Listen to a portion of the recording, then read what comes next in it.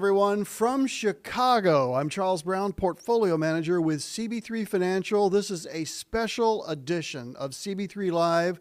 This is an interview, part one, with Tom Basso, who has written a brand new work, The All-Weather Trader. It's going to be published in just a few days. I am getting a pre-publication interview because of the strength of the response of the first interview I did back in October that you guys raved so much about. So we are going to talk about the first 11 chapters in his book, and then we'll circle back next month and pick up the second set of chapters. The reason I'm so excited about this book is because there are many, many famous traders out there that could have written this book, multi-billion-dollar traders that didn't. And that's because Tom, in addition to being super successful, really cares about the trading community and investors in general and helping them prepare themselves psychologically to come to the market every day, whether they're managing money themselves or they're hiring someone to do it. I sat down with Tom recently on video here at his home in Phoenix, Arizona, and we kicked into how this book, we think, is going to change people's lives for the better. So welcome back to CB3 Live, Tom, live from Phoenix. It's great to be here, Charles. All right. Well, so I know you have many people interviewing you for your upcoming book, which is due any day now. I'm honored to be up front here near the beginning of the list.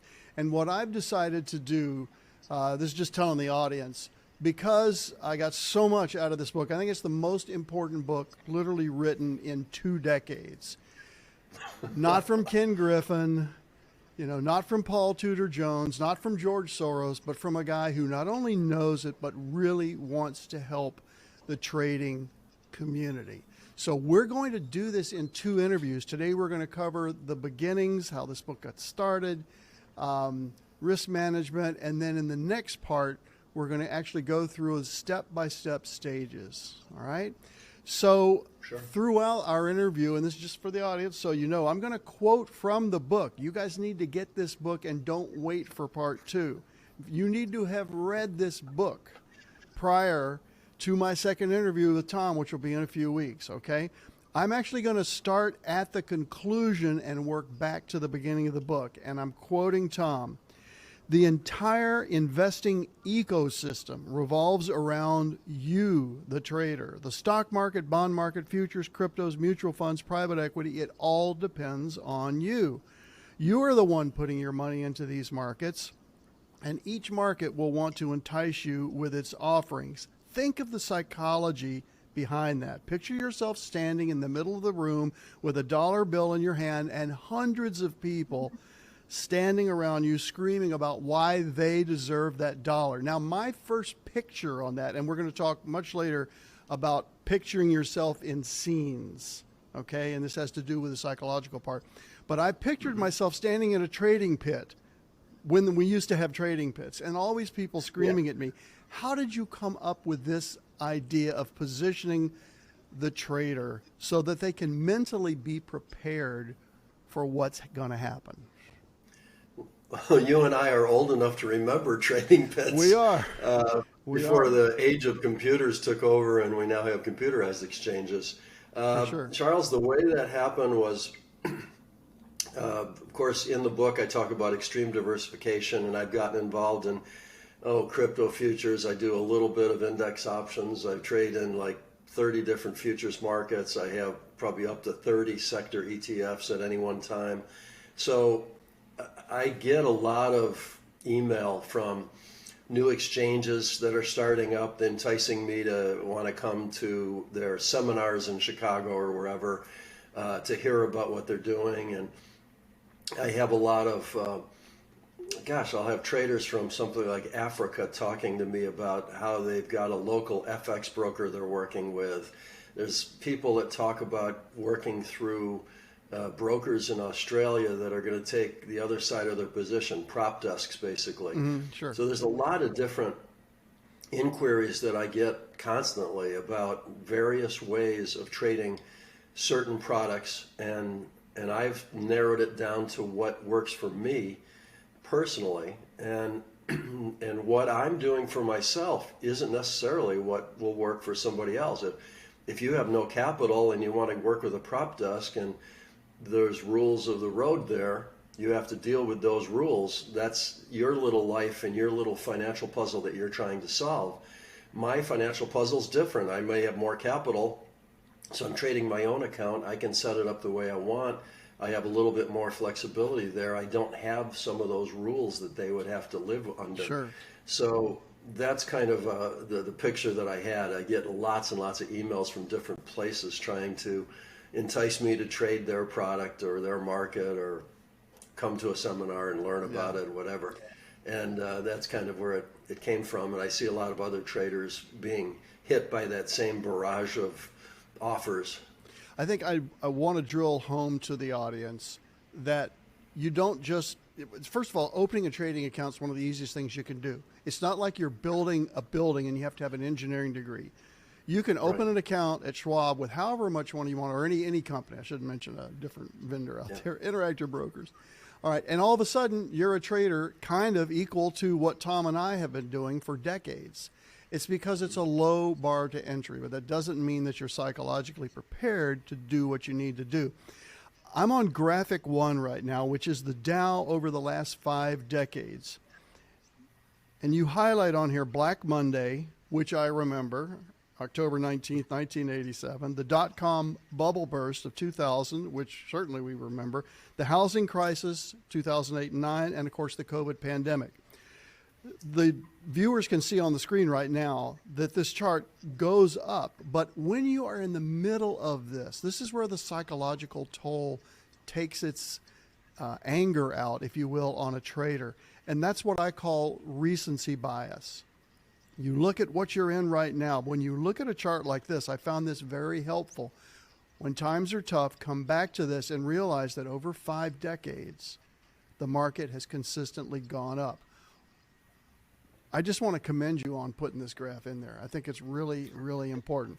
I'm sure you have people that come to you in angst and you say, you need to look at this chart and see that recency bias is what's bugging you right now. Yeah, I had somebody come to me in angst just yesterday over a direct message on Twitter, and he took an 85% hit to his account and was just completely crestfallen and looking for some positive vibes coming from me, and so I gave him a few sentences, and he hopefully felt a lot better. I think you and I have gone through so many ups and downs, we lose track of how many ups and downs we've gone through.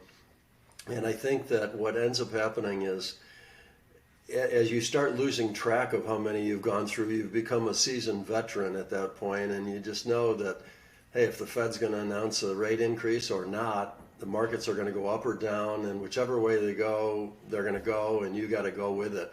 And you don't get too hung up over the predicting game and trying to figure out what everybody's going to do out there. And I think you take in stride markets that go against you and the drawdowns that happen. And I'm on a drawdown right now, largely due to just the sideways action and a lot of the stock market trying to figure out what it's going to do. A lot of my ETF positions have stopped out. My hedges are on, but I've got some short-term indicators that are going long again. So it's a very confusing. Inside my portfolio, the positions are fighting each other every day lately. I know that feeling. And that's not really conducive to making the large dollars. It's when that all lines up, 9 different strategies all going one way and being right about it. That's where you can really get into coming out of a drawdown fast. Haven't seen that yet, but I've seen it all. Well, I know. and you mentioned later in the book, and we're going to get to this, and this is so important for people to realize that are watching this, 61% of the time markets go nowhere. 30% roughly, they're going up. Only 10% of the time they're going down. But what do we remember? We remember the down times. Exactly. I want to quote from your book now about when people get these times, when you're in a drawdown, I'm in a drawdown, everybody's in a drawdown that's long only, really from January 4th, 2022, roughly. because that was the peak of the market. They'll come to me and say, I'm just going to put the money in cash. I'm going to put it in CDs because it's risk-free. Well, this is a quote from your book, and I'm watching your face there.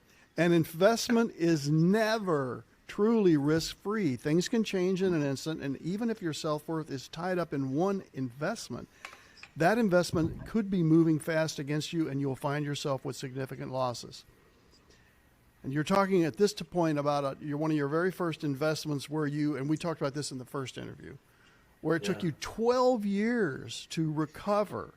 Okay? In my years of managing other people's money, I've learned that no trader can hide from risk. It will find you. So then I get this mental picture of this evil goblin looking for me. The only truly sensible way to prepare for risk isn't to hide from it, but to tackle it head on. Take it from there. How do you tackle risk? And because our normal, fight or flight, and you're all about the fight part here. Do not flee. Go in and fight it and recognize it, extinguish it. How do you do that? I may come off as a serene, mild-mannered engineer, but in reality, I'm constantly taking the battle against risk and taking it on and attacking it. I think that there's a couple stories. There's the 12 years that it took me to get back to break even, but there's also my dad, who was very conservative, a postman, delivered mail, and he decided he would put all his money in savings and loan CDs. And those of us old enough will remember when interest rates went up in the early Reagan years. This would be post-1980. Sure. You ended up with interest rates up in the teens, trying to fight inflation, a lot of similarities to what we're seeing now, institutions failing, and in particular the savings and loans industry that was bringing in money at very low interest rates or loaning it out at very low interest rates. Right. And then to get the cash to loan out, they had to pay ever-increasing amounts of short-term high rates. So they went belly up because they were negative on the yield curve. The yield curve flipped the other way. Their business model was completely underwater. So the tune of hundreds of billions of dollars, the U.S. government had to bail out all of the people, most people like my father, who was just delivering mail, and this was all his net worth. But if you examine what happened there, he thought he was doing something that was guaranteed, number one. Exactly. Conservative, never went up and down like the stock market goes up and down. You can read the Wall Street Journal every day and the prices are up, the prices are down. He could not take that.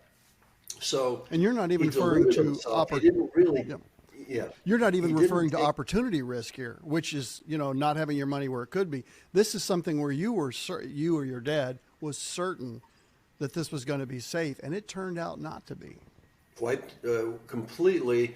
If the government had not stepped in, my father's entire life savings, save the equity he had in his house, would have been, and he owned his cars. So those two, the car, I think it was a single car back in those days, a single car and his house equity would have been his entire life savings. Every other piece of liquid asset would have been gone.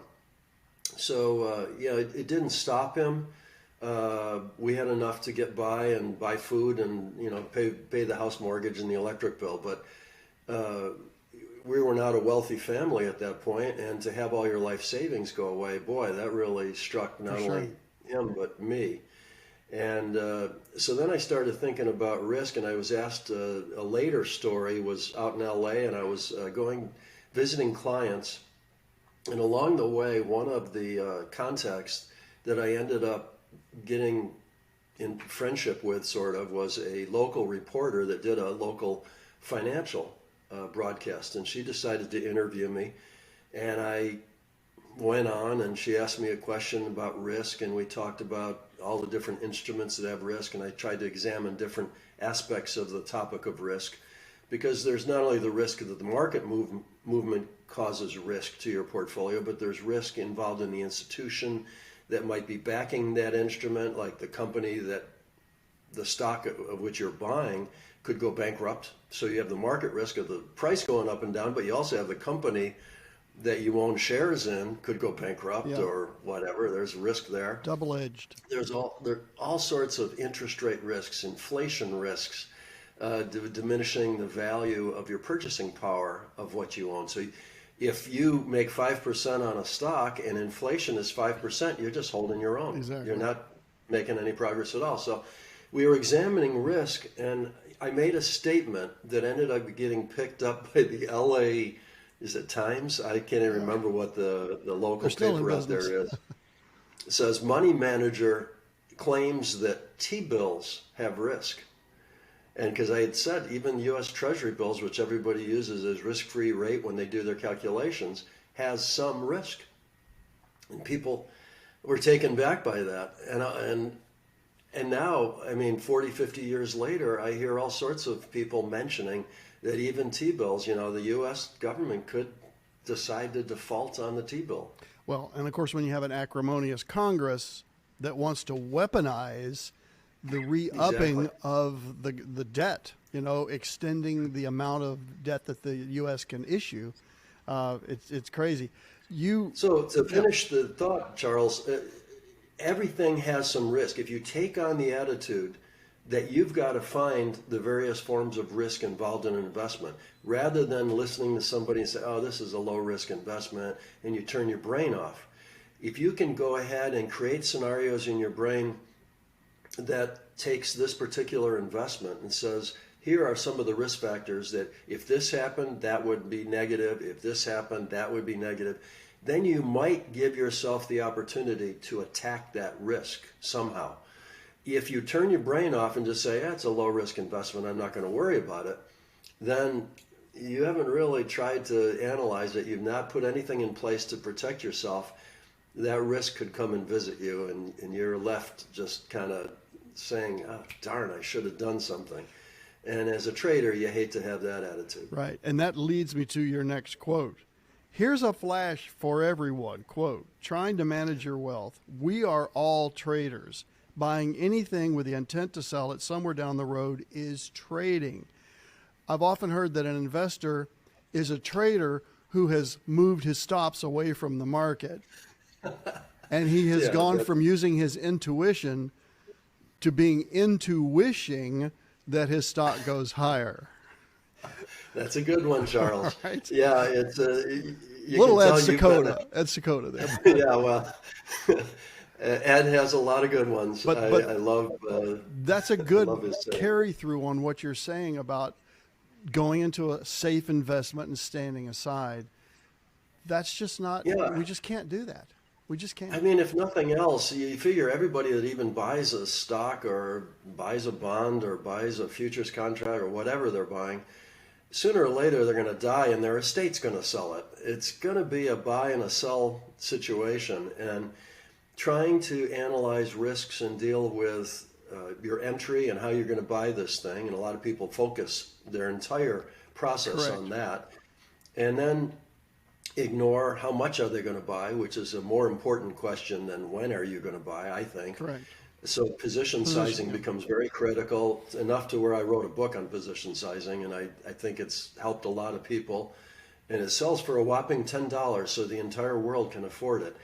Absolutely. And the thing I get to is when you start analyzing the entire complete trading strategy, where you have the entry, you have the position sizing, you have any kind of screening or ranking that you need to maybe rank your stocks that have come through your filters or screens, how you're going to get out, how you're going to manage risk, how you're going to manage volatility if you're going to manage volatility.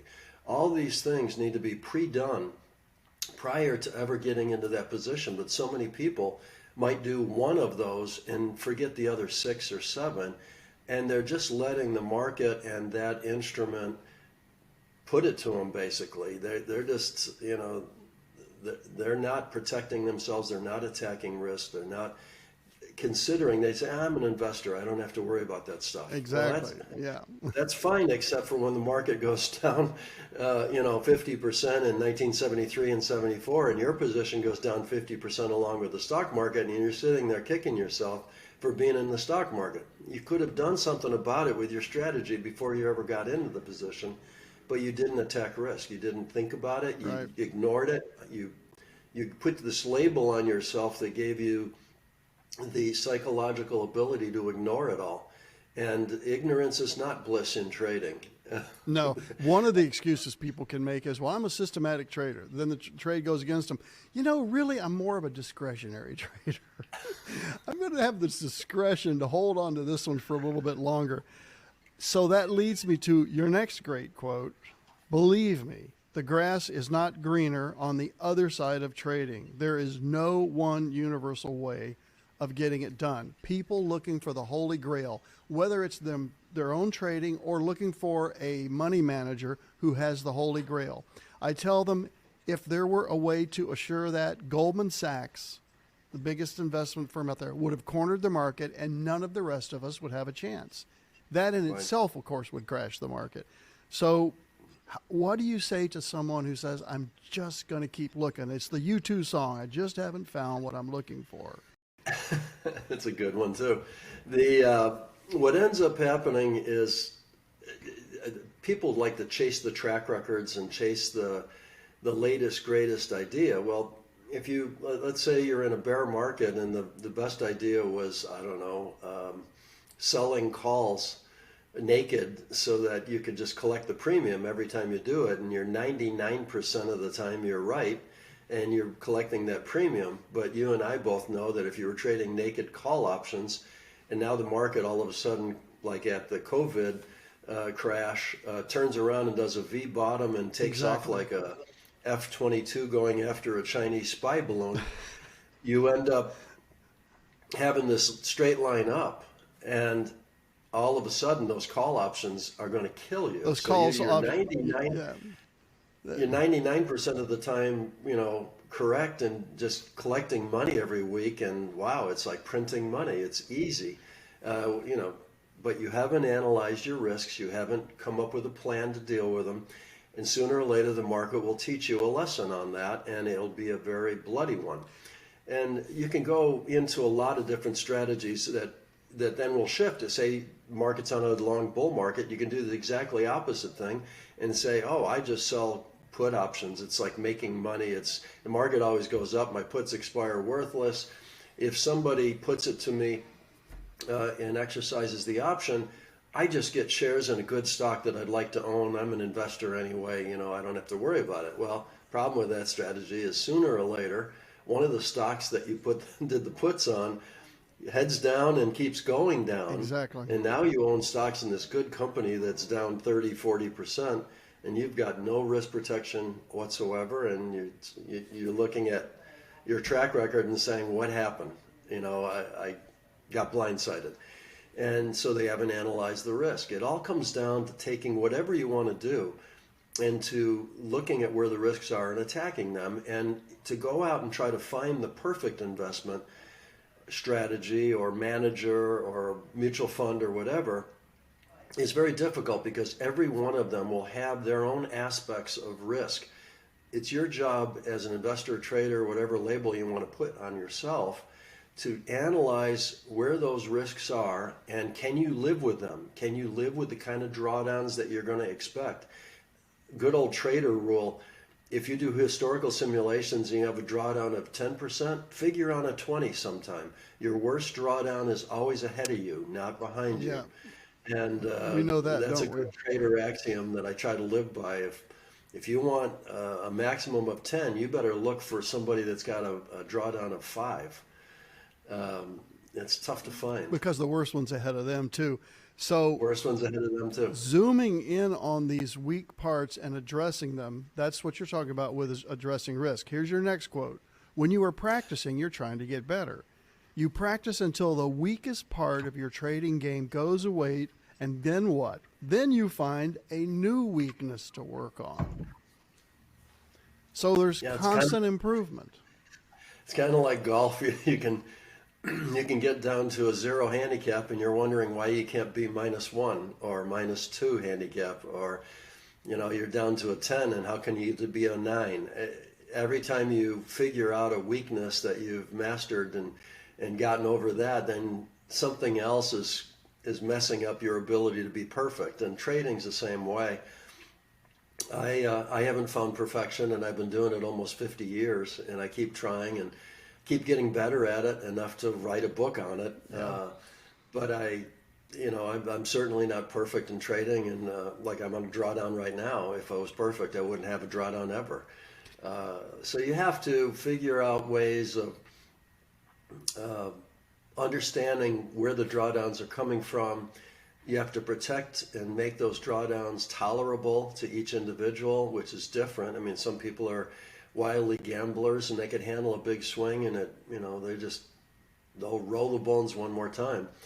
Other people are more sensitive. I'm in retirement. I don't want to go back and trade money again for other people. So I'm a little more cautious these days in what I try to do. I diversify a lot more than I used to. I try to automate what I can so that I have a life outside of sitting in front of a computer, looking at colored graphs going up the page, which doesn't do much for me after 50 years of doing it. Sure. And, so I like to get out on the golf course or work on my house remodel that I'm working on now, or, do landscaping or get outside. I hate the thought of sitting in front of a desk all day, but that's me. Other people would love to sit in front of a desk all day. They've had outside jobs and they want to be inside in an air-conditioned climate. Everything's perfect, and they want to day trade. Okay, that's fine. Day trading's for some people. It's not for everybody. But I try to tell people you got to find your own special place, because everybody's got their own financial puzzle and they're trying to solve it. And there's a distinctively, probably logical place that you'll end up that solves your own situation. And it won't be what I'm doing for my money. Right. I think it's real easy to clone another trader. That's why there's so many subscription services out there when the accounts are going up. When you're in a drawdown with this other person, you're not only questioning yourself, you're questioning their methodology. Mm-hmm. If you're trading your own methodology, there's enough questioning going on during a drawdown. I'm sure if I know you and I trade in similar ways, you're going through a drawdown, there's some questioning going on there. But I want to talk about, I actually want to go back to an old trader story. So Victor Neerhoff used to tell these old trading stories. I'm going to see if you remember the date, January 10th, 1991. I bet you're going to in just a moment. So the Secretary of the State was named James Baker. And he was giving a press conference, and this is the quote from the press conference on January 10th, 1991. And I'd like you to tell the audience what you were going through in one specific market, because you've written about it elsewhere. From Secretary of State Baker: the message that I conveyed from President Bush, that would be the senior, and our coalition partners was that Iraq must either comply with the will of the international community and withdraw peacefully from Kuwait, or be expelled by force. And then he paused and said what might be the most famous word in all of trading lore, especially in the energy markets. Regrettably, in over 6 hours of talks, and nobody heard anything else, they were just buying crude oil hand over fist. That was the night that crude oil went from 18 to 40 and back. I'm thinking you remember that trade now. Oh, yeah. I was having computer problems, and I was sitting there. We were long, and it got to be 8 o'clock at night by the time we solved the computer problems, myself and another computer guy at Trenstadt. I went out and bought dinner. We took a rest and came back and figured it out and got it all done. And I just decided on the way out the door I was going to just check and see what our various positions were doing in the overnight markets. And there's crude oil going from the close that day of somewhere in the 32 or whatever. It was all the way up to 40. And I thought, oh my goodness, this is going to be an interesting day tomorrow. That's a huge move. Sure. Little did I know when I wake up and come into work, the trader, my head trader, is saying to me, crude oil has gone from 40 to 22 or something like that.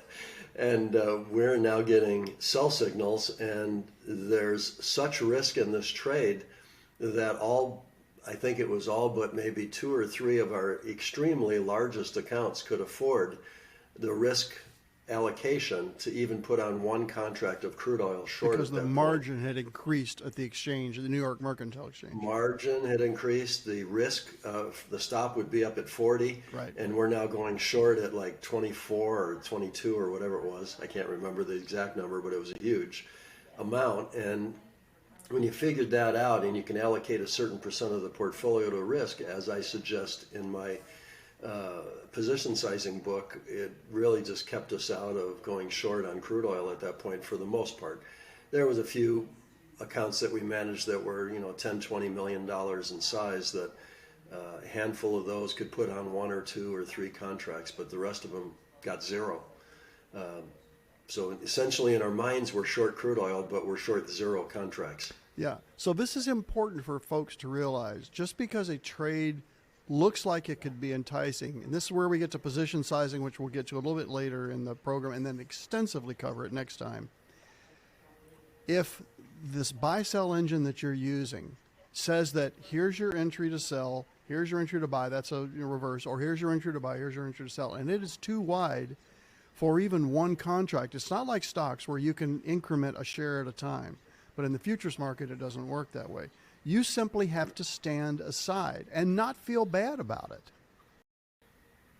It's all about return to risk with me. So if I've got too much risk, I've got to have a commensurate amount of return. And becomes a point where if you can't even put on one contract and get what you think is a normal statistical return to risk, you're exceeding your risk levels of what you can tolerate. You're just putting yourself in harm's way for a larger than normal drawdown, which then is going to affect your psyche, which we'll talk about at a future date. Yeah. But yeah, you're just setting yourself up for some rough times. Serenity goes by the wayside.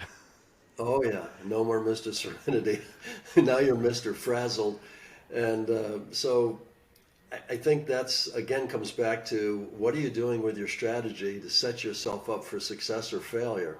And if you step aside and are just patient and say, you know, out of the next 1,000 trades I do, that's one of my favorite sayings to myself, think about the next 1,000 trades. Get the emphasis off this trade and on the next 1,000.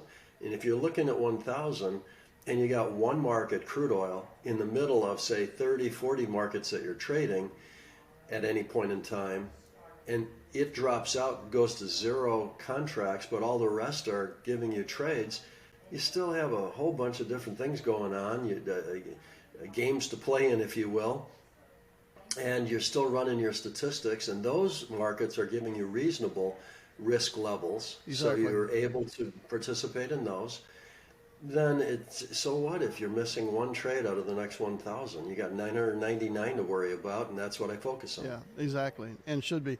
So this, I love this quote to kind of button up this section. There may not be a perfect investment or strategy, but there is a perfect philosophical approach to that challenge. And that's to continually study and be prepared for what's to come. How did you arrive at that? That's great. Just great. Yeah, how I arrived at that was that I get almost daily either direct messages or posts that will come in that ask me questions about predicting what the market's going to do. I mean, just yesterday we had a Fed announcement that came out, and by the end of the day, I didn't even know. I was tied up at the construction site of the new house, and I didn't have time or very much ability to go in and monitor what the Fed was doing that day. But I had all my stops in place. I have the strategies ready to go. And one of the posts that I saw that was really kind of just opened the door for a discussion of this was a survey post saying, do you think the Fed action tomorrow is going to be bullish or bearish to the stock market?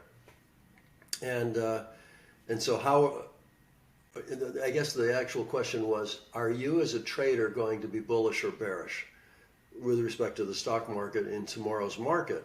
So trying to pre-position somebody going in on a particular decision ahead of time, essentially predicting. And I said, could one of the choices in the survey be agnostic? Because you should be really ready to go either way. You know, whatever the market does, up or down, I'm ready to go. I don't really care. Now, as a citizen of the United States and paying taxes and Sure. living in an economy, I certainly have a bias. I certainly have what I would like to have happen, and many times it doesn't happen. However, from a trading standpoint, I have to just remain agnostic. I have to just say to myself, I don't care. It is what it is. If it goes up, I'm long. If it goes down, I'm short. I got to put the right position size on. I've got to have everything in place to do that. And that's what allows me to be at the construction site and not caring about what the Fed's doing. Right. So people will ask me the same question. I have a new answer for them. Maybe you can try this. Is the market going to go up tomorrow, or is it going to go down with the Fed announcement? It's a one-word answer. Both. Because that's what it did. It went up, Yeah. and then it closed near the low, and now, at least just before we started recording this interview, I think we were up It's like up again. 300 NASDAQ points. So the answer Yeah. is it's going to do both. Well, what are you going to do? I'm going to follow it. Well, Yeah, can you whatever. ever lead it? No. My ability to react is far more important than my ability to predict, which is what Yes, you're saying exactly. here. Yeah. Next quote. I was creating the potential for positive returns in other markets with diversified, non-correlated opportunities to profit. It took 4 years of futures trading before I had my first profitable year, a grueling learning curve. If you're struggling in your markets, the legendary Tom Basso had 4 years to get there. I mean, that you would even tell us this, I think it's amazing. And Tom, considered it my 4-year degree in the University of Trading. Yeah. How do you get through those negative periods? I mean, that just takes, and then we're going to get to the psychological part, but that just takes tremendous self-confidence. Yeah, what it was first of all, I'm trading smaller amounts then than I am now, or even at Trendstat days, I'm trading 600 million of other people's money. Talk about potential pressure for you. I trade a much smaller amount for myself, and what you find is when you're starting with actual money, the markets will try to push your buttons, your psychological buttons, and being the engineer by background, having a Chem E degree, allowed me to do a good job of logging in results and making comments on all my trades and trying to essentially analyze things post-trade, and even better yet, post maybe 10 trades or post 100 trades, and get a better sense of what are types of things that are happening that I can spot here statistically that I might be able to improve on, like doing a better job of stop losses, or, hey, this trade, I didn't follow my strategy. I mean, it's just like every rookie. I would step in and make a discretionary decision, or I'd do something, and I'd realize looking back, that was a stupid decision because my discretion actually hurt the situation rather than helped it. And so you start telling yourself, wait, if I could create in my own mind, we'll call him super trader. He Right. does everything perfectly. He's not real, but he can be in your mind. And you can rate everything you're doing as a human being and a flawed person and a flawed trader, which I would still be even now. And you can compare it to super trader and see where the differences are. So I had one of the most perfect role models I could in my own imaginary mind. Because remember, back in the days when I'm starting, in this 4 years that you're talking about are going on, PCs did not exist. Sure. I'm doing this on paper and pencil and graph paper. I'm doing studies by hand with an add, subtract, multiply, divide calculator by Texas Instruments that cost me something like $150 back then. Now they give them away Right. like candy At if the you open a grocery bank store. account. Yeah, exactly. They're worthless. And that was the technology of the day, believe it or not. So I'm doing whatever I can to analyze this stuff, and I could see that I was making progress. Maybe the first year I make all sorts of rookie mistakes. The next year I make less of those rookie mistakes, and I make more of maybe taking on too much risk on a trade, or I'm starting to see where there's some places for me to be able to improve. Mm-hmm. And that gave me the self-confidence to keep going and to go another year, I lost less. Every progressive year, I lost less money as a percent, and I kept getting closer to break even. I could see that, if I just had that one trade, I'd be profitable this year. And I started getting close, and that's why I just kept making progress and staying with it, and saw the vision and just got there. Fifth year, I was profitable and never looked back, and started getting into the CTA business, and became well known enough for Jack Schwager to interview me for New Market Wizards, and I sort of became a 20-year overnight success at that point. Isn't that the way it works when you've put in all the dues, but then that pays off in an overnight when you got the interview?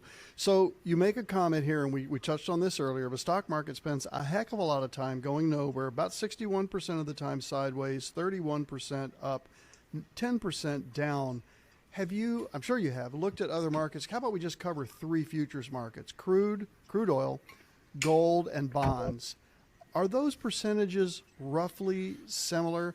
So if somebody's heavily in futures and they're seeing drawdowns, could they reference these numbers I just gave for the stock market as far as whether they're in a first standard deviation move of a drawdown, or do futures markets behave differently? And for that matter, Forex, if you want to comment on the foreign exchange market. I'll say that I haven't done that study specifically, so I would be pulling on my judgment and my experience, but I would say all markets will tend to have more sideways than they have directional moves. Commodity markets, when you look at some of the CTAs out there, they're going to have their best days. The commodity trading advisors are largely a trend following crowd. And so when they have markets like crude oil going crazy, you'll see more profits in the CTA industry. When markets are having a struggle and kind of coming back on themselves and going sideways, you'll see CTA losses generally. And you've had a lot of a lot of the last decade, I guess, CTAs have not performed, as well as, say, some stock market folks. So stock market has garnered a lot of the attention from normal retail investors. But what's happened in the last year or two with the Biden administration and just complete, inflation firing up, all these weird spending packages that end up doing crazy things to the economy, and now a war in Ukraine, and this world is a crazy place lately. You're going to get movements that are going to cause things like orange juice to go nuts, or things that you don't even expect. Crude oil to go 30, 40 point moves. Those are going to be profitable to a lot of the large traders. And so they become the faddish thing of the day. And people look at their stock portfolio and say, wow, my stock portfolio is down 25, 30%, whatever. And maybe I should be putting some money over here with these CTAs. And so, and the thing just evolves over and over again. The story repeats. What is happening and is profitable lately, and what should I then go chase, and only to find out that that's the bloom is off that rose and we're now on to something else. So when the market crashed on October 19th, didn't you have some clients that said, we just got killed in stocks, you did great in futures, close our stock accounts, we only want to trade futures? And if I remember, and this was in their pension plan. Right. And so at some point you probably have to say, you know what, I'm not the right money manager for you, because we're going to take an all-weather approach. You may not have used that phrase because that's, of course, the title of your book. But, yeah, it's got to be frustrating when people want to cherry pick. So next quote: trend following, buys when the trade trend's moving higher, of course, sells when the prices are moving lower. In sideways markets, this leads to whipsaws where traders end up buying typically at small losses, but multiple times in a row. So, confession, I actually have had this year, if I look at all my positions, one time, a total of 23 small losers. I trade with 0.5% risk, but I love the way you say that. Enough of these happenings across the markets, and you have yourself a nice little drawdown that's a mental drag. I would never put the word nice and drawdown in the same sentence, but I'm guessing that's part of your serenity. I mean, should we just Yeah. be able to tell people from your 50 years of trading, Mama said, as Paul Simon's song, Mama said there'd be days like this. There'd be weeks like this. Yeah. There'd be months Yeah. like this. Yeah. Well, it comes back, Charles, to what I keep saying, the next 1,000 trades. If you have 19 or 20 in a row out of your next 1,000, it sort of starts diminishing in your mind the importance of focusing in on any one trade or the last 19 trades or whatever. Sure. And I think that that's the important thing that I always try to do to myself in my own mind, to try to get that balance going so that I'm not, getting excited about the trade that, the orange juice trade that I just made a ton of money on and I'm still in on to some extent, or instead the whipsaws that I've had recently in some currency trades, Right. where what the Fed does each day affects the dollar, which affects the foreign currencies. And I'm long one day and I'm short the next day and I'm long again and I'm short again, and I've got outside days on the candlesticks or bars. Exactly. And those are I've been there. those are brutal I've been there to with the you. equity curve. And that's those trades, but it's not the next 1,000. And that's what I keep trying to tell I myself. love that next 1,000, and I want to comment on that.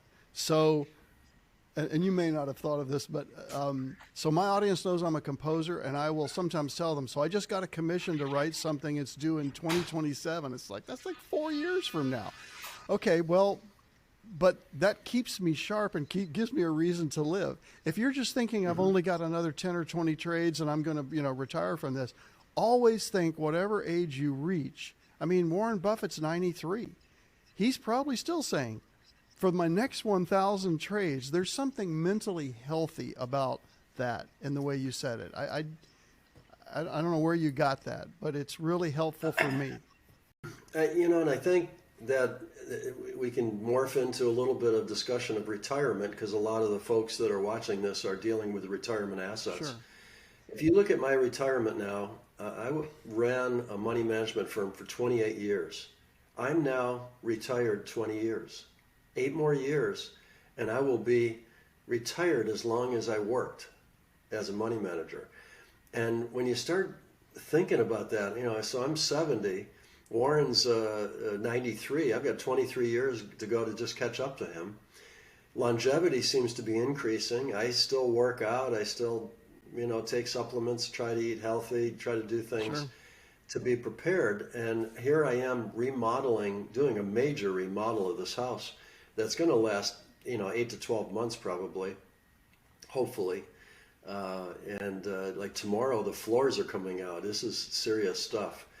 And yet, I'm 70 years old. A lot of people are sitting back and watching television every day. So I'm as busy as I've ever been. But I'm choosing to do things that I enjoy doing and that I think are fun and challenging, and including things athletically, trying to play golf, trying to do, workouts. I plan a workout after we're done with this interview, actually. And so those types of things, a lot of people just sort of go to retirement and they think, okay, now I don't have to use my brain, or I don't have to work out, or I can just Worst possible decision. Game. Worst possible decision. Worst possible decision.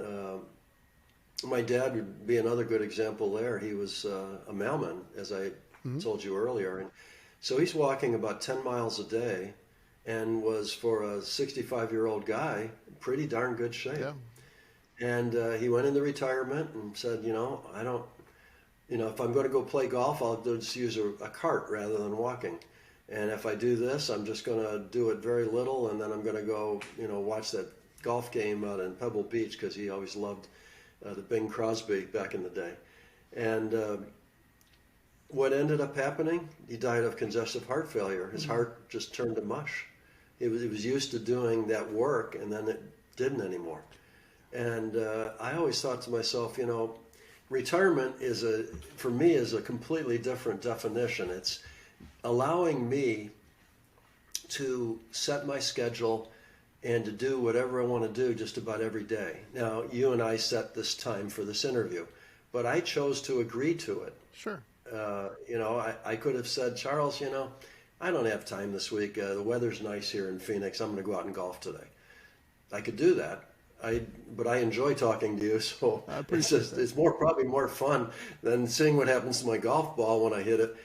Sometimes, so I can choose what I want to do. I don't have to get up on a Monday morning at 8 o'clock and be on some kind of a Zoom call with 20 other people talking about specific trading issues and being a counselor or something. And then at 10 o'clock, I've got this I've got to do. And 12 o'clock, I got that. I can just make up my schedule any way I want. Well, you're And controlling your time as opposed to someone else controlling our time. To me, and this is what I tell our clients, because I am still in the business. You've done this your whole life. This is a third career for me, different story, different time. But really, the essence of retirement is somebody else is controlling your time when you're in your working years. When you're in retirement, you're controlling your time. If you want to play shuffleboard, go ahead.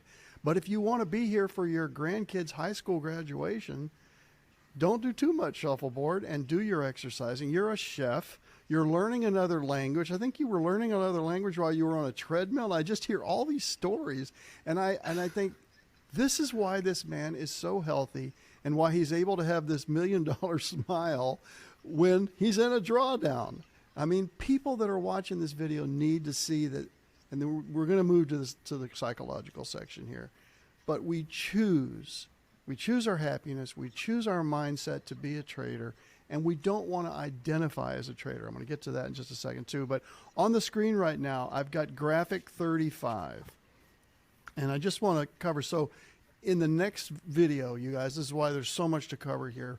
We're going to dig down into how Tom starts with just his ETF program, and then he adds on top of that something else, something else, something else. And we get to column K here, which is his 6 strategies. But I just want to point out that his average growth rate, so look at that, is highlighted in green, 25%. Maximum drawdown, 22%. Most people that are traders, or if they want to call themselves investors, they won't be after this video. 22 is manageable. And you're able to do that. And yet, I want to point this out. Maximum time spent in a drawdown, 490 days. That seems harrowing until you realize, well, what did you have in 2008, 2009? What did you have in 2000, 2002 to get back? Mm-hmm. This time, though, you have a plan.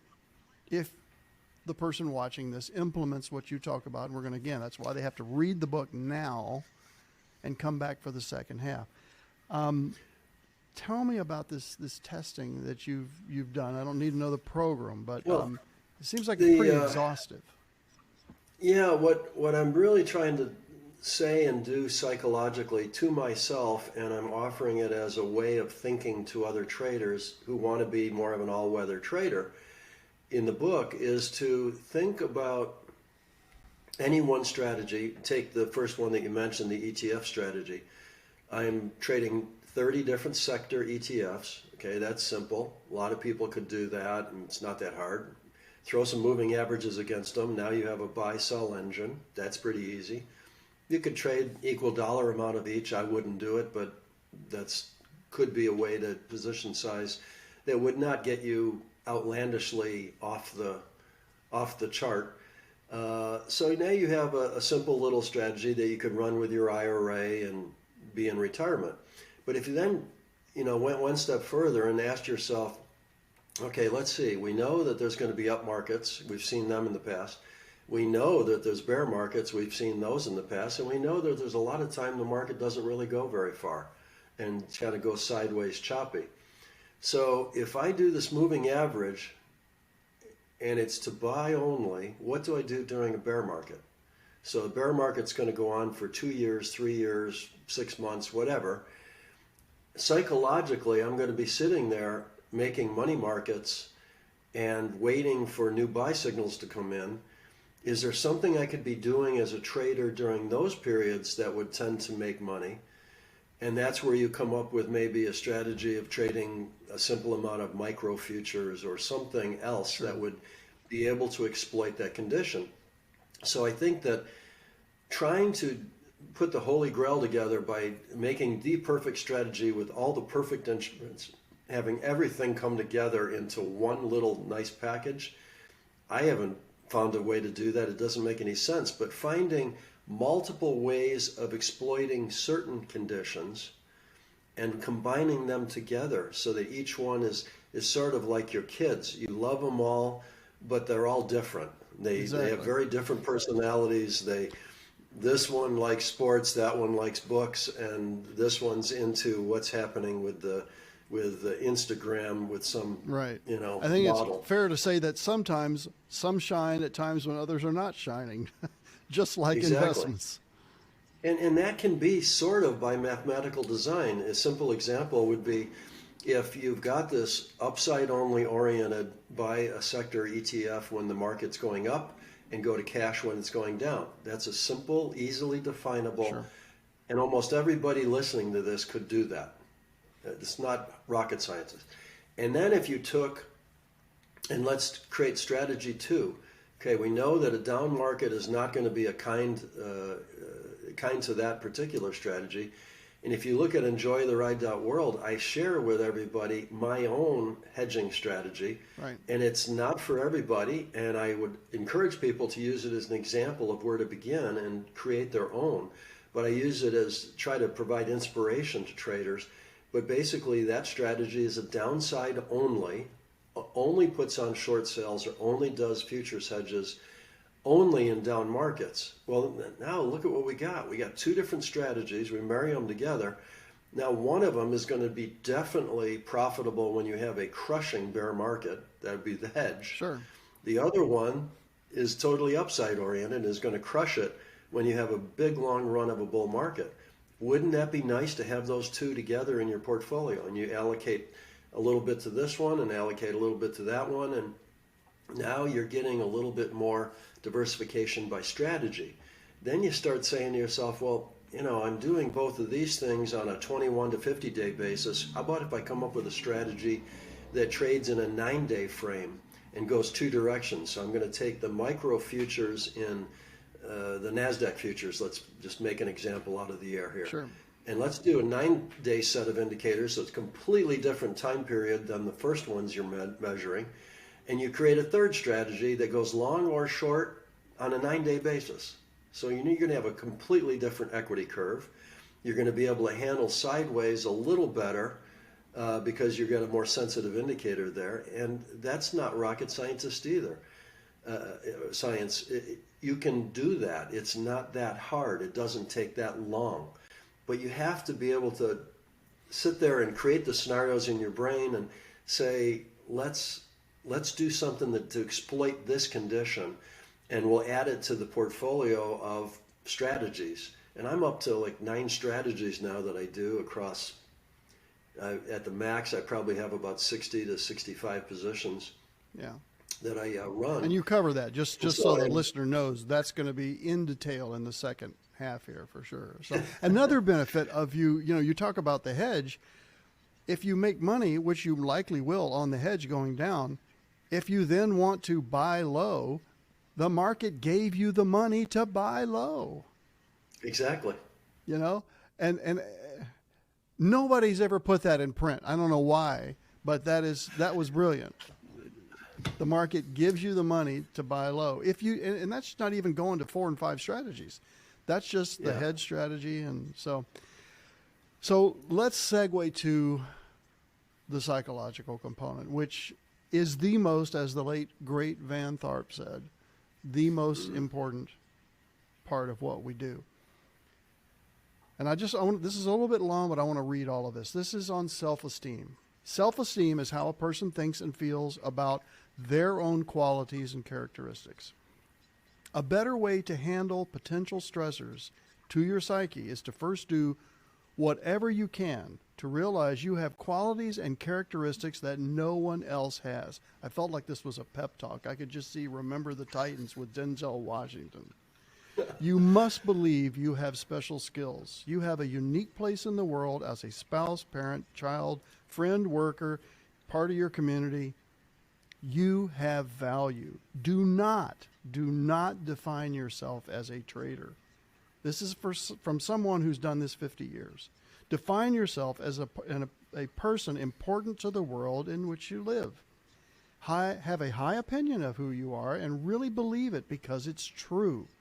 Nobody should have a low opinion of themselves, but some people still do.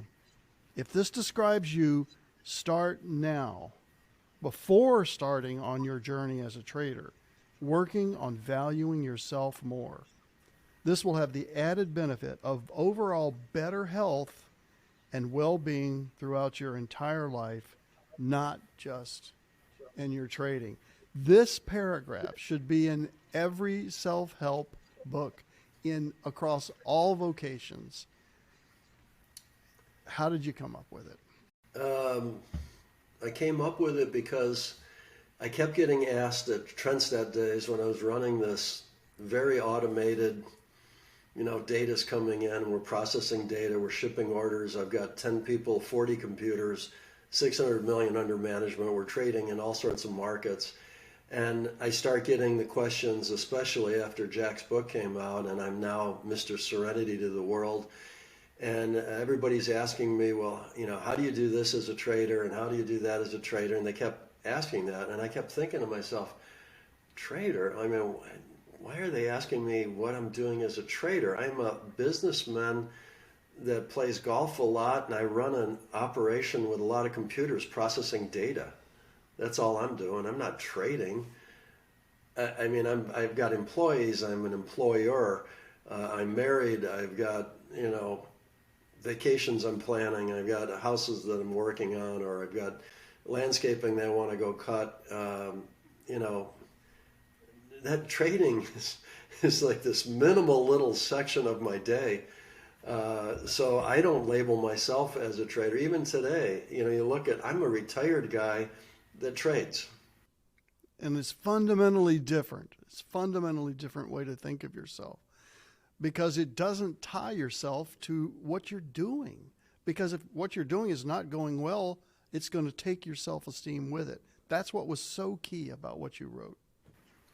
Yeah, exactly. And a lot of people that consider themselves traders, I've seen this happen in the CTA industry, certainly, and you can see examples in some of the Market Wizards books where these guys will have a long run, they'll stress themselves out trying to take on way too much risk. They either go bankrupt along the way, and a few have, or they'll end up in alcohol rehab or drug rehab or something later on in their life, or they'll switch over to real estate because they can't take the heat of dealing with the stress that they put on themselves. That they put on themselves. And a lot of that was they tied themselves up in this image of, I'm this trader that's got to rock the markets and make scads of returns.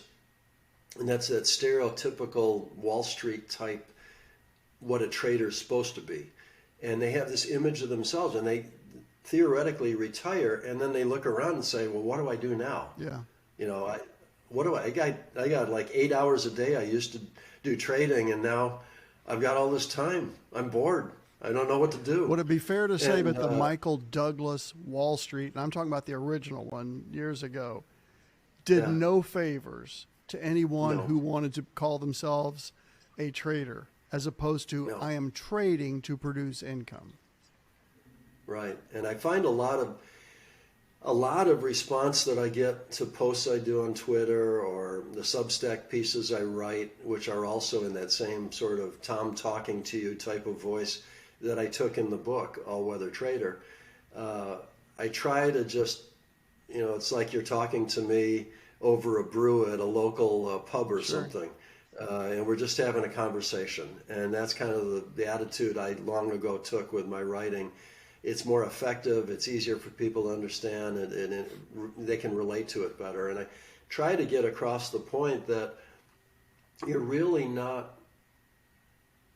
not doing yourselves any favor to cubbyhole yourself into one thing. I'm a chef, I'm a teacher, put whatever label you want on it, and then make your whole life about that, what you think you are.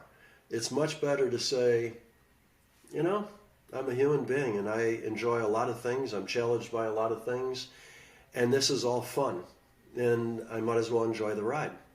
Some of that has to do with taking responsibility for our thoughts.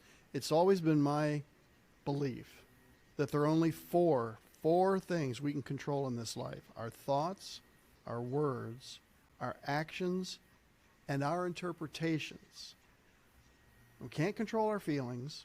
We can control those four things, and we have to take responsibility for them. So you have a chapter here, a subchapter on responsibility, and again, I want to read this because it's important.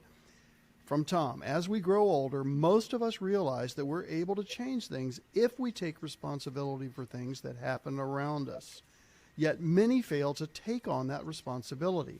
It's easy to blame someone or someone else for things that happen, particularly negative events like in the market. "It's not my fault" becomes a cry for many. It's easy to play the victim. In trading, it's, "well, they ran my stops," or "the Fed jumped in," or "my spouse interrupted me." "The company manipulated the price of the stock." "Insiders must be selling out." If you take responsibility, it gives you the ability to control so many more things than if you don't take responsibility. How did you come up with that brilliant advice? We, a long time ago, we had a group of engineers that would sit around the lunch table and we'd talk about stocks, and we all subscribed to various newsletters. So one guy would maybe be subscribing to a small cap newsletter, and the other guy's got a blue chip newsletter, and this guy's got a market timing newsletter, and we'd all be just exchanging ideas and filling an hour's worth of lunch with conversation on investing and trading. And right around in there where we started realizing that as engineers we were all sort of data Sure. people, because engineers like math and do a lot of that. We started realizing that when somebody expresses an opinion versus somebody expresses a fact, those are two different sort of sentences or opinions, the things that are written, the things that you're reading that you can flag in your brain. He's saying, the stock market's bullish right now. Well, that's his opinion. The stock market hit new highs yesterday. That's a fact. Yeah. It either hit it or it didn't. Whether the market's bullish or not is his opinion. That he's placing his own intellect in his read on what things are. And we started, especially I did, started flagging everything I was hearing with whether or not it was a fact or an opinion. That led me to, if I'm paying attention to just the data and the facts, and I'm sort of ignoring people's opinions, then it's my responsibility to make the decision and have my own opinion on what those data mean. Yeah. I've got to take the responsibility. I can't rely on Joe Schmo in the Heard on the Street column in Wall Street Journal to take the data and come up with an opinion, and then it's not correct and I lose money. That's not going to work. So I start really concentrating in on the data and taking the responsibility myself. And that's where the responsibility, I started realizing that the more I took on responsibility, the more it forced me and gave me the energy and the drive to get to the bottom and come up with a way of taking this data and making decisions and dealing with risk and dealing with market moves and dealing with sideways and dealing with bear markets and all these things, because nobody else was going to do that. It's my responsibility. And that's where I got this whole separation of self-responsibility versus responsibility of others. Their responsibility is to them and their own clients, themselves. They've got their self-responsibility. I've got mine. And if everybody paid a little more attention to that, I think the world would be a better place. Oh, no question. I've used the metaphor sometimes of, if I'm not taking responsibility, it's like giving the remote control of my life to someone else, and they're pushing the buttons and I'm gyrating and doing whatever.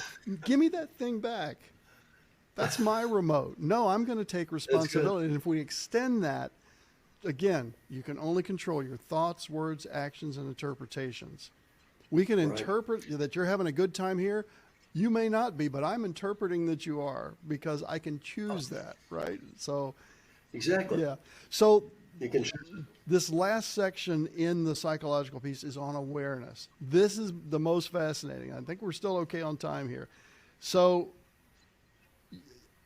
it was a little bit later, and you were talking about, about a story, but when you're in the money management business, that I knew that I needed to become aware of what was happening to me in real time so I could guard against stress and rash decisions that would cost my clients money. Again, he didn't talk about his own money, folks. He's talking about his clients' money. It's that selfless mindset that becomes healthy as a human. All right. I actually put a sticky note on my computer screen that said awareness. Whenever I saw the note, I would briefly pause and ask myself, was I aware in this given situation? And if I wasn't, why wasn't I? So simply merged into my mind, I can now be aware of what's going on with myself all the time. How did you get to that? It was a process. The first thing started with me being really sort of pissed off at myself for doing a book report in senior year of high school and trembling while I was doing it in front of 20 kids that I'd grown up with my whole life. They were all friends. I knew them all for probably 13 years or something like that. And so I kind of kicked myself that night replaying my mental image of me up there trying to do a stupid book report, which I had read the book and everything. I was very prepared. Just really. So you were inexplicably nervous and trying to process inexplicably why. nervous. I said, and I'm asking myself, why was I so nervous? What was the point? That's stupid. And so I was aware. In this case, it would have been 4 to 6 hours after the actual occurrence that I had this situation, and I thought, wow, that's weird.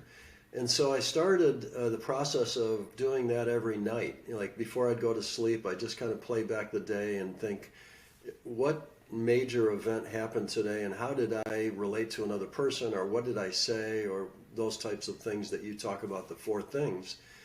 And I, little by little, started realizing that there was this feedback loop going on that was maybe helpful, that I am trying to improve myself as how I deal with my mental processes or as a person. And I'm not doing it real time. I'm doing it kind of like as a post-analysis sort of thing. But at least it was something. I felt like I was learning about myself a little bit as I went into college. As I got into college, freshman year, I was on a floor of 50 guys up at Clarkson University, and we had a first place basketball team. And 4 of the 5 guys on the basketball team were all recruited by the fraternities, but I was going to stay in the dorms, and I was 6'3", so hey, ask the tall guy if he wants to play basketball. I've never played basketball before. And so we cobbled together a team. We thought, well, hey, we're in first place. We might as well make use of that, and if we can just cobble together some victories, maybe we can get in the playoffs or something for the floor in the intramural league. Turns out we won the whole thing. We devastated people because we were all inexperienced basketball players. So it'd be kind of like a Three Stooges movie. You take the ball. No, you take the ball. Nobody wanted to. We could just keep killing time, and there was no time limits in the intramural league, so we could knock 2 minutes off the clock with the best of them because nobody wanted to take a shot because none of us were any good. But we played mean defense, and at that point I had to call the defense from my position as a forward on the front on the right side. So I'm constantly keeping track in my mind of a guy going behind me from the right out of my vision, and he didn't come out the left, so that means he's back there someplace. And at the same time, I'm saying, hey, Barry, there's a guy to your right. Gary, get out on that guy on the left. Pete, there's a guy cutting behind you. I'm yelling this out on an ongoing flow while I'm keeping track of this guy that's going behind me. So you're being aware about yourself, but also helping the other players to become aware. At the same time. And that struck me as, wait a second, I am morphing 2 tasks in my brain, and they're both occurring just wonderfully and smoothly, and I'm having no challenge doing this. And somewhere around there came the realization that all this post-analysis didn't need to be 5 hours or 6 hours after it occurred, that I might be able to do it a bit more real time if I could get myself in the right mindset. Right. Now I leave college. I've got that tool in my brain, and I'm out there in the world. and I'm starting to do some trading, and I'm getting into all the typical stressors that come with trading. And I realized that some of my potentially rash decisions or things that might not be productive were because I wasn't aware of what I was doing at that point in time. When I put the sticky note on my computer, it kind of forced me every time I saw it to just pause a second. Was I aware or not?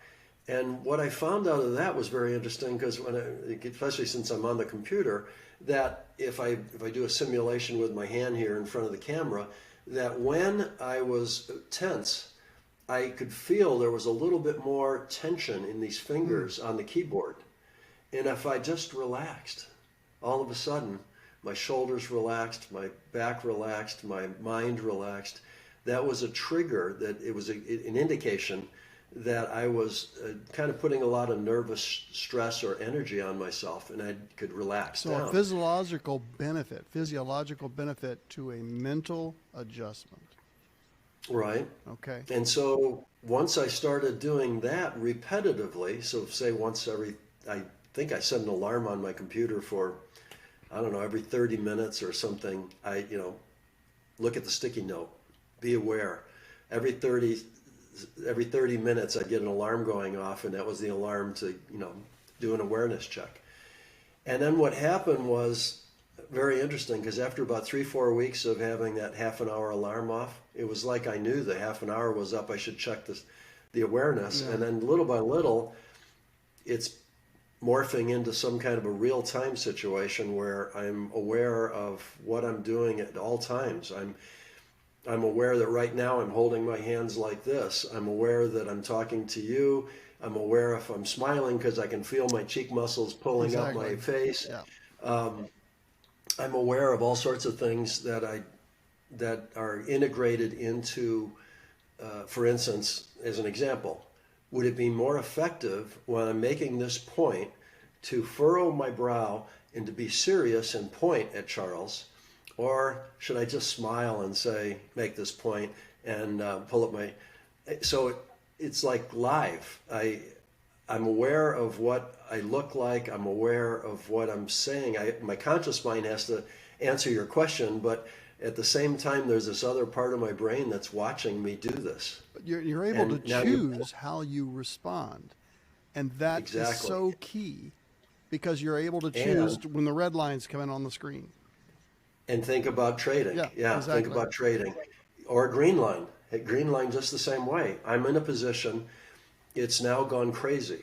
It's up more than it's ever been up, more than any stock that you've ever owned went up in any one day.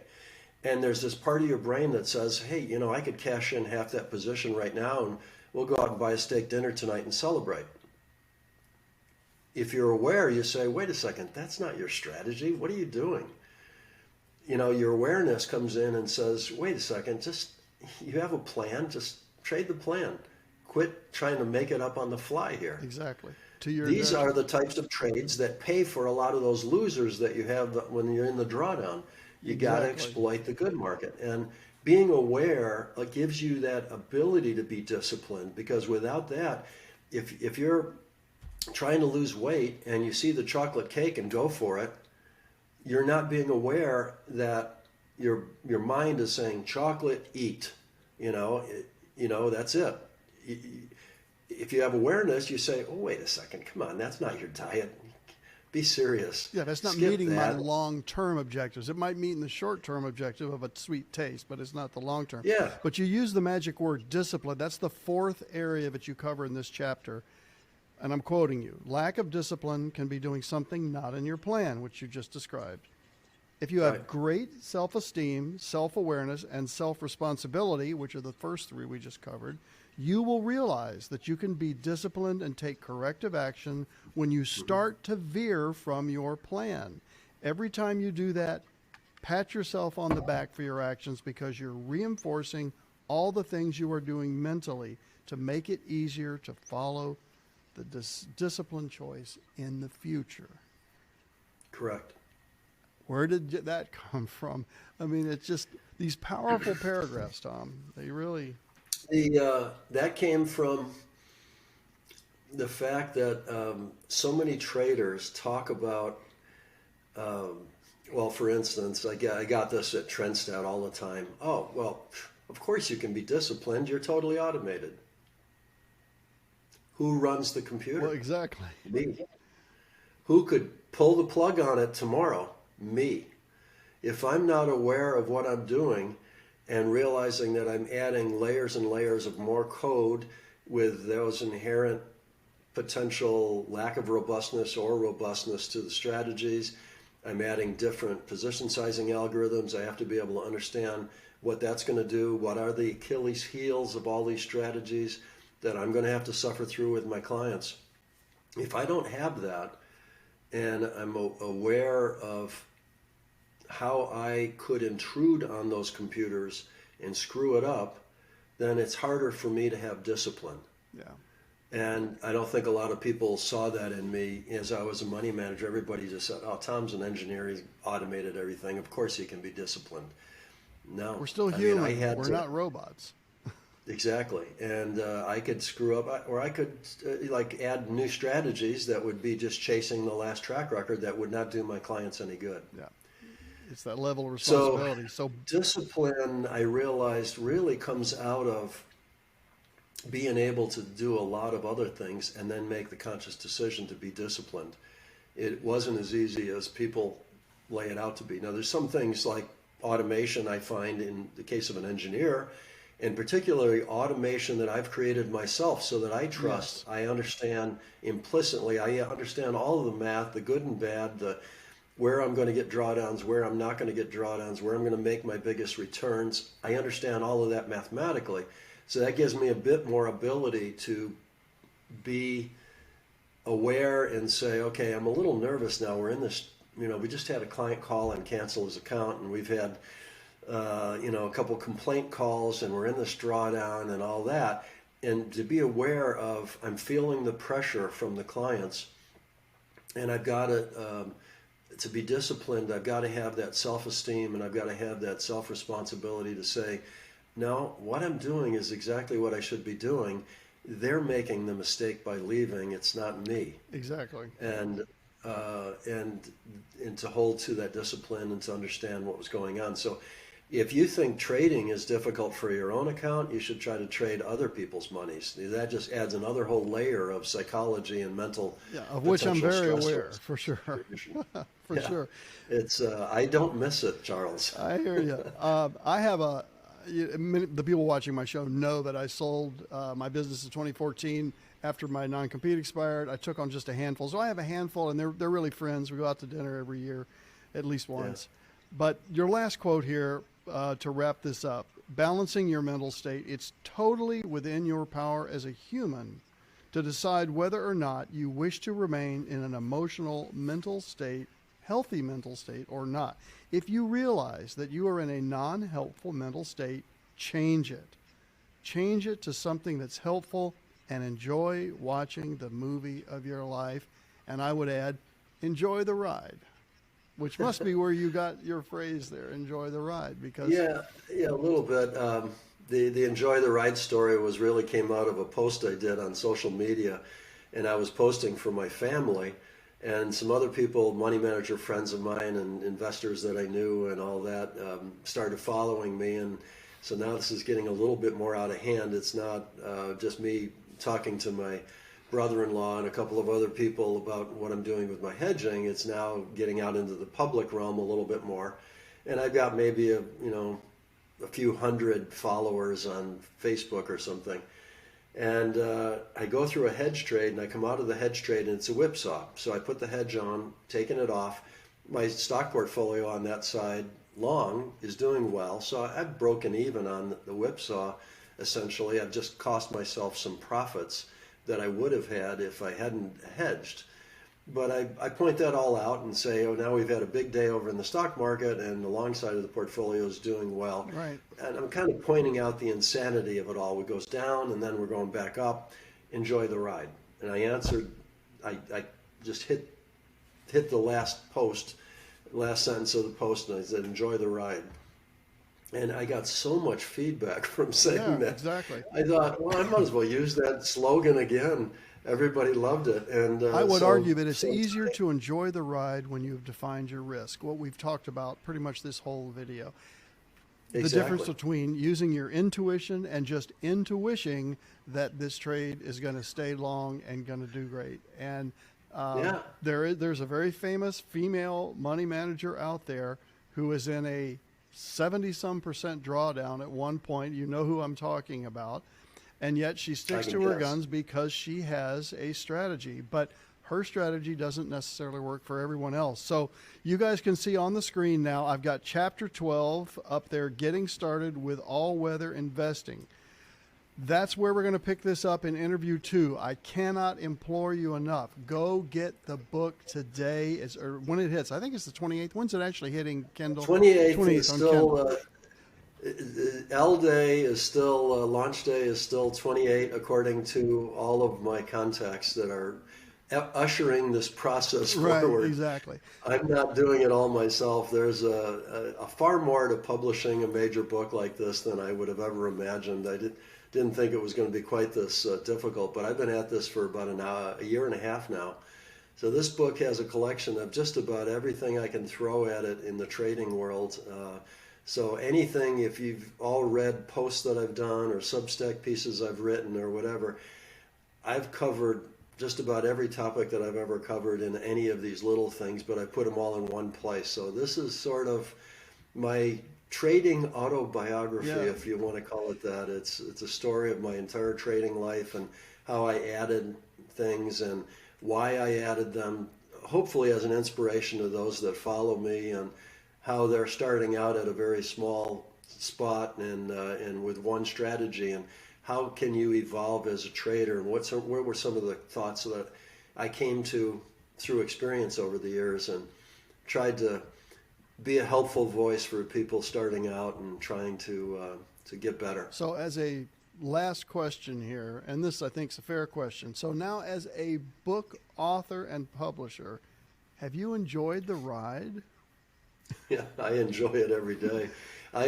When I retired, I put a smile on my face, and it's been there ever since. That's great. No matter whether you're cooking or I golfing or learning Spanish, I whatever cook. it is. I produce wine up at my mountain home. Right. Yeah. I made an Amarone this last year. That was fun. Gosh, I do all sorts of cooking. I've done charity dinners where people bid on a dinner from me, and I bring them over to the house and I wine and dine them with Italian music and all sorts of different Italian wine. And I've brought in as much as $1,000 roughly to the Humane Society up there in the mountains. That's awesome. Just cooking a dinner that I would do for 6 people anyway. You know, it's fun stuff. And You know, giving playing back golf, to working society. out, Yeah. remodeling, um, uh, helping out people on the internet. You know, with like the 85% drawdown guy that I was telling you about Right. earlier. Exactly. Yeah. He's pretty crushed, and just giving him a couple kind words can help maybe get him started on the next leg up. And so that to me is very satisfying, helping people. And use the enjoytheride.world website is just a collection of everything Tom Basso in one place to try to help me help people. Yeah. Because if I have to do single interactions with everybody, there's not enough time with the day. I put a post out just 3 days ago saying we were 1 week out from the book launch, and it's been looked at on Twitter by 65,000 people. That's because have they're gone all past it. waiting for it, Tom. Yeah. And there's almost 400 people have hit like. One person quoted me on something I said. I don't know what they did. Another 40 people retweeted the tweet to their followers. And then there was, I don't know, 6 or something people did something else. They shared the image, or I don't even know what some of these terms mean. But in any case, just one post, it's all over the place. You know, so I've got an ability now to help a lot of people, and it's more efficient for me to say one thing and have 50,000 people see it. Yeah, it's leverage. I mean, it's than kind it of is what we for use me in the to- markets, right? Leverage. So you're able to get Yeah, out in I front of can't. people. So You know, people will ask me, you know, can we talk by phone? No, my schedule is is fairly busy these days. It'd have to be a really crushing thing that we'd have to discuss that would require that we do this by phone. Yeah. Leverage right here. I'm talking to you. You're going to be showing this to all sorts of other people. So the things that you and I both have said, and I think you've had some wonderful points yourself, I think that helps a lot of people. And what's wrong with that? Yeah. What's wrong That's what we're with trying to do. one person helping another person? We want people to be successful. Guys, get the book, read the book, come back in a few weeks. We're not sure. We haven't booked the date yet, but when Tom's done with his first round, we're going to have a second round. We're going to cover starting here in chapter 12. Tom, thanks for joining us. Here's to the very best L day, as you call it, launch day possible. And we will circle back sometime in April and go from there. Thanks, Charles. It's been fun. All right. It's been great. Take care.